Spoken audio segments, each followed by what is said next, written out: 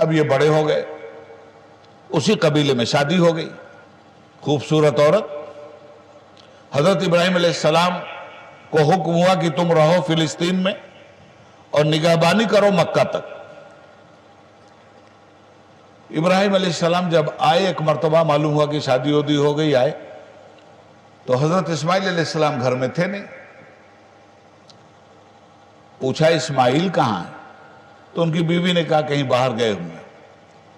اجنبی مسافر تم کون ہو؟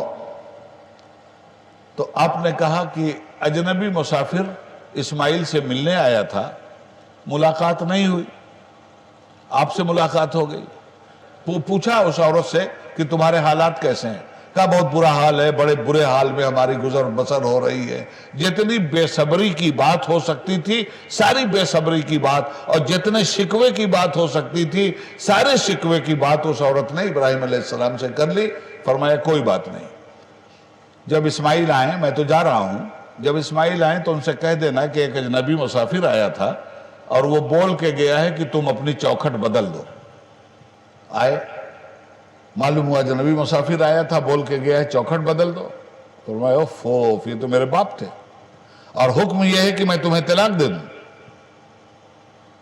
آپ نے فوراً طلاق دے دیا بیوی کو۔ اسی قبیلے میں دوسری شادی ہو گئی۔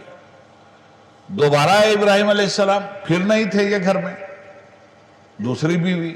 پوچھا کیا حال چال ہے آپ لوگ؟ کہا حضور اللہ کی بڑی نعمتیں ہیں، اللہ کی بڑی برکتیں ہمارے پاس ہیں، ہمارے رب نے ہمیں مالا مال کیا ہے۔ پوچھا کیسے؟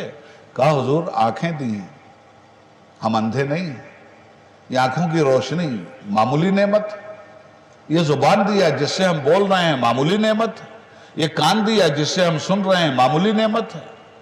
دنیا میں کوئی آدمی غریب سے غریب آدمی کہے اللہ نے مجھے کچھ نہیں دیا، آپ اس سے کہیے 2 کروڑ روپیہ دیتا ہو ایک ہاتھ کاٹ کے دے گا؟ تو یہ کیسے کہتے ہو کہ اللہ نے کچھ نہیں دیا؟ اس عورت نے بے پناہ اللہ کا شکر ادا کیا۔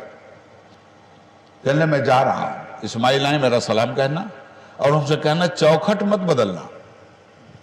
بس اب یہی تقریر کا جو پورا مواد ہے وہ یہی ہے، چوکھٹ بدل دو، چوکھٹ بدل دیا۔ چوکھٹ مت بدلنا، کیوں؟ پروردگار جس راستے سے ہمارے آقا کو بھیجنے کی تیاری کیے ہوئے تھا اور جو سبیلیں پیدا تاریخی مراحل میں کر رہا تھا، وہ یہ تھی کہ ایسی عورت نور نبوت کی امانت کا بوجھ نہیں اٹھا سکتی جو عورت بے صبری ہو اور شکوہ کرنے والی ہو۔ چونکہ حضرت اسماعیل کی نسل سے محمد الرسول اللہ کو دنیا میں آنا تھا صلی اللہ علیہ وسلم، اس لیے ایسے پاک ارحام کے ذریعے نور نبوت کو منتقل کیا گیا کہ کہیں سے کوئی عیب کوئی نقص ان لوگوں کے اندر نہ ہو۔ دوسری عورت جو شکوہ سنج نہیں تھی، صابر تھی، عادل تھی، عبادت گزار تھی، اللہ کی فرما بردار تھی، اللہ کی رضا پہ راضی برضا تھی، اس عورت کی جب یہ چیز دیکھی تو کہا چوکھٹ مت بدلنا، یعنی یہ ہے وہ گود جس گود سے چل کر وہ نور نبوت آگے بڑھے گا۔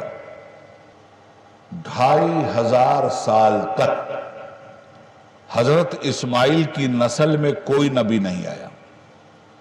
یہ 2 بھائی تھے نا، حضرت اسحاق اور حضرت اسماعیل۔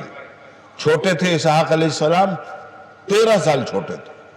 اسحاق علیہ السلام کی نسل میں حضرت عیسیٰ علیہ السلام تک جتنے نبی آئے ہیں، 2000 برس تک جتنے انبیاء کرام اس دنیا میں انسانوں کی ہدایت کے لیے آئے، سب اولاد بنی اسرائیل میں آئے ہیں، سب اولاد اسحاق میں آئے ہیں۔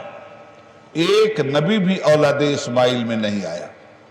عیسیٰ علیہ السلام کے جانے کے 570 برس کے بعد اولاد اسماعیل میں امام الانبیاء آئے، ہمارے آقا آئے۔